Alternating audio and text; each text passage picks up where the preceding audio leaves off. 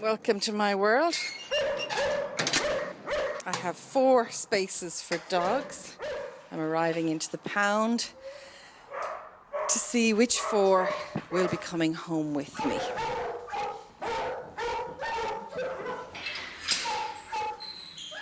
If Madra weren't here, and if it all fell apart tomorrow, I mean, ultimately, you can't deny the fact that there was almost 700 dogs last year, more the previous year, that would not have made it alive. They would probably be dead now.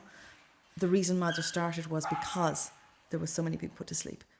Those 700 dogs last year would be dead.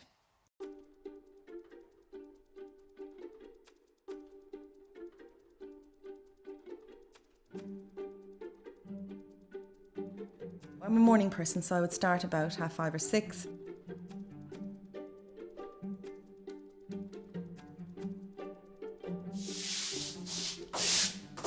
Madra is a dog rescue service based in Connemara. We mostly deal with the local authority pounds, and we take dogs in, rehabilitate them, we get them all neutered, vaccinated, and find them new homes. Every day starts the same. The dogs all need to get out for wees and poos, and they all need to be fed.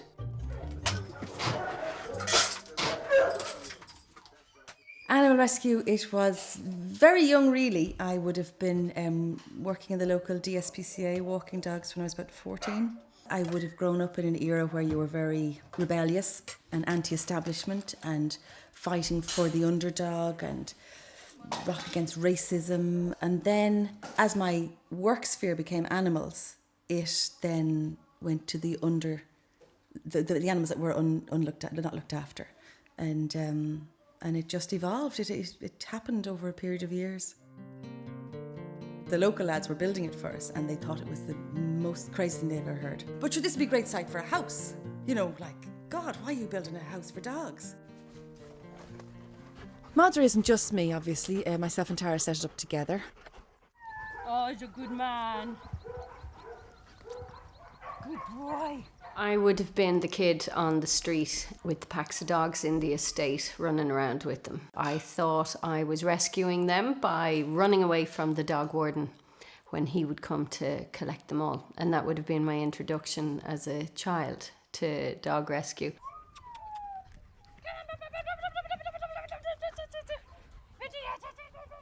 I always saw myself as Jane Goodall with the silverback gorillas in Africa somewhere, and that never actually happened. So I kind of sat down one day and thought, well, can't do the gorillas, I'll do dogs instead.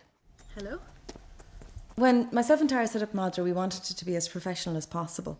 We all have different roles, and it works very well. We're just very lucky to have gathered such a good team, and all have the same ideals and the same values. The running costs of Madra go up to about 150,000 a year. And that is totally dependent on donations from the public. We get 3,000 a year from the government, from the Department of Agriculture. And if we don't get that money, we can't rescue dogs, basically, that's it. So ultimately, we're totally dependent on that. We need to raise 150,000 a year in order to take in the dogs we take in, which is 700 dogs a year. And if we don't do that, there's a very good chance that those dogs won't make it. They will not live. The committee are all volunteers, and I suppose the main will be the chairperson, Adele, who pretty much oversees everything and runs everything in the manner that we all agree on. I do admin sort of stuff. I would look after sending out the sponsorship cards, making sure that the sponsorship money comes in. Yeah, a lot of effort. They are only dogs, but they're dogs that enrich people's lives. If you took my dogs away from me, my life would be far less fulfilled. They bring so much to your life. It's just unbelievable. There's no quantifying what a dog would bring to your life. If you never had a dog, you probably won't understand, but if you ever did, you'll know exactly what I'm talking about. Then Maya is our Facebook person, who just is a genius at the computer, and she manages to control all the Facebook comments and keep our Facebook page very level-headed and very pleasant to look at and read. We have 10,000 followers, and they all seem to be very involved. We have 2 charity shops in Galway, one in the west side of the Galway city and one in Moycullen, and they contribute hugely to our ongoing expenses. It is quite successful. I'd like it to be busier, But we only open at the moment for 3 days, Thursdays, Fridays and Saturdays, because it's all voluntary based. So it's just a matter of getting more volunteers in. These are just little hoodies that we came up with to try and make people a little bit more aware of the situation with dogs in Ireland and the lack of understanding of to be a responsible owner. So that's one of them. Balls are for playing. What does it say? Balls are for playing. And people look at that and go, oh yeah, but then, please neuter your pets. So there's about 10 or 12 of them at the moment. We sell them. The proceeds of that or the profit of that goes towards poundy dogs, just any dogs that might need a little bit of help. Another great help, and it's very obvious, but you can't quantify the work they do, is the volunteers that come out to the kennels. They walk the dogs, they interact with them, because we just don't have that kind of time. The extra little bit of attention is what those volunteers do, and they're hugely important. I wanted to help the Irish dogs, and I like dogs, and I wanted to get to know them, and every dog is different, and you get to know the characters every day, and it's very good. Sean's expecting him. If you go out now, there's 4 dogs there. I'm not sure what they are, what sex they are or anything.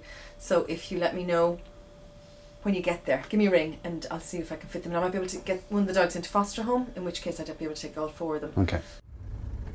We've got a great relationship with the pounds. If we're stuck and we don't have the space, they tend to accommodate us and they'll hold on to a dog for an extra week. If we didn't have this relationship with them, the dogs would be euthanized. Their lives immediately change from the second I meet them. Things improve. So for me, it makes me feel great. You're giving these dogs a chance to find the proper homes, the forever homes.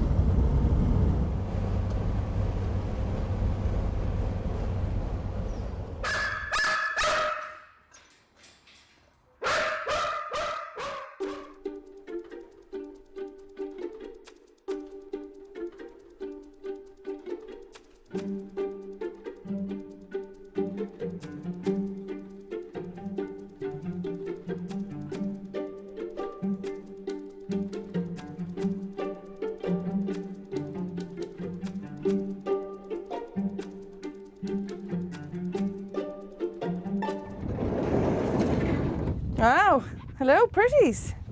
Nice collie, nice Labrador. There's a boxer further in. Cool, well they're both friendly, wagging their tails. Most of the dogs, I'd say 90% of the dogs we get in the pounds were pets. They're friendly. Some of them know how to sit. They're well used to being interactive with humans. I would love to know the stories behind them. I make up stories in my head sometimes as to what would have happened them, because you want to know. And it seems like a mystery as to how a dog like this could end up in a pound. She seems well adjusted, pretty, friendly, easygoing. Seems hard to believe that her story ended with her being in a local 30 pound. Unfortunately though, not all dogs come to us in such good health. She was found in a cattle trailer. She was kept in there for 3 years. She was allowed to get this abscess on her stomach, a hernia. So you can see the size of there, how big it is and how difficult it must be for her to walk and get around. She would have had very little human contact, and she's actually been very trusting here with me now. She was the most traumatized dog that I've ever seen. The vet said that she'd either been kicked or hit by a car, and it had tore her stomach muscles, and actually her uterus had come out through the stomach muscles and it filled with fluids. It was like the size of a melon, Anywhere she seemed to be, she didn't want to leave because that was safe enough for her, And so with a little bit of gentle teasing and kind of patience, we eventually got her in. Annie. She's made an amazing recovery. I would imagine if it was a human being, they would have been sick for about 6 months. The scar was from just down to here and runs all the way up to there. She's been through enough in her little life. She deserves the hotel treatment for a wee while. No more than nurses in A&E, you have to get this kind of shell around you that probably makes you look a little bit hard. And some people who wouldn't be involved in animal rescue may actually think that you're a little bit cold or a bit rude even, or uncaring. It's not that, it's your only protection. But every so often one will hit you, and it really, it's as if every other scene that you've come across all comes together, and it'll bring you to your knees like. All right, fella. I came out at 6 a.m. The grass had been well flattened, and she had chewed through the rope and obviously ran away, and then come back to the spot where they had tied her, because that's what happens when a dog is generally dumped. They will stay where they last saw the person who was responsible for them, waiting. Hey, Jimmy. Jimmy Carter came in with his friend, who's called Bill Clinton. He's bouncing like a rabbit. That's not what I wanted, really. Apparently he lost his leg to a horse. He was in a fight with a horse. Maybe he was stood on or kicked or something. Yeah. Come on, Jimmy. Come on, Jimmy. This is what I thought I'd be doing when I thought about dog rescue. I thought I'd be doing this kind of stuff all the time, rehabilitating and working with them, and I didn't realise that it's not like this at all.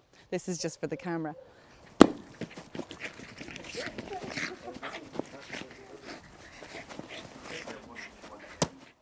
Well, I had a look on the Facebook website, and he had the cutest little photograph. And the same evening, I turned the channel on the TV, and Frost Nixon was on one channel and Clinton was on the other. So Jimmy Carter was sold. So it was fate. It was fate. In terms of the fact that he's missing one of his paws, he's no problem moving. He's well able to run, and he's well able to get about, and he's a great little guy. He's well able to move around.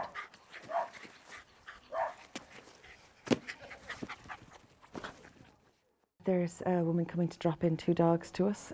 She rang us in a very emotional state. She's emigrating tomorrow. She had somebody lined up to take her 2 dogs, and it fell through at the last minute. They're 2 older dogs, and one of them is deaf, so now she has to surrender them to us. Where are you going to? Perth. Oh wow. I checked it all out. You're talking maybe €6,000 or €7,000 To bring them out. and to be honest, Lola, maybe Willow, but Lola just wouldn't last. She doesn't do well in heat at all. So how do you feel about us rehoming them separately? I prefer to just let them have a good home. You Well, know, if we can find one, that's the problem. Do you know how grateful I am that you're taking them? Is I know, unbelievable, but you I because don't. my other option was, what? You never know what might come up. It's always possible that there's somebody out there who'll take them together. Okay. Okay, I'll pop this lady in first. Now.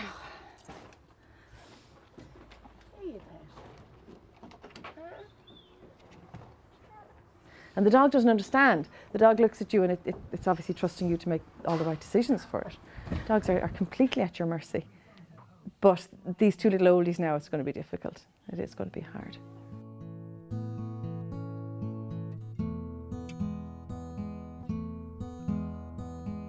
Unfortunately though, poor Lola died in her 2nd day in her foster home. Come on. Come on. There, the girl. That's my girl. Huh? Rula. So these are my 2. This is Shiny. Shiny is the elder lemon. She's 18 and she thinks you've got food. That's why she's looking so intently at you. You would think I'd get, have enough of dogs when I'm working with them all day long, but these dogs are mine, so they're different. And people will always say, oh, they're just child substitutes, in some kind of sneering way, as if there's something wrong with that. But so what if they are? They're better behaved than a lot of children I know, and they are family. They're my family. So yeah, they're pretty special.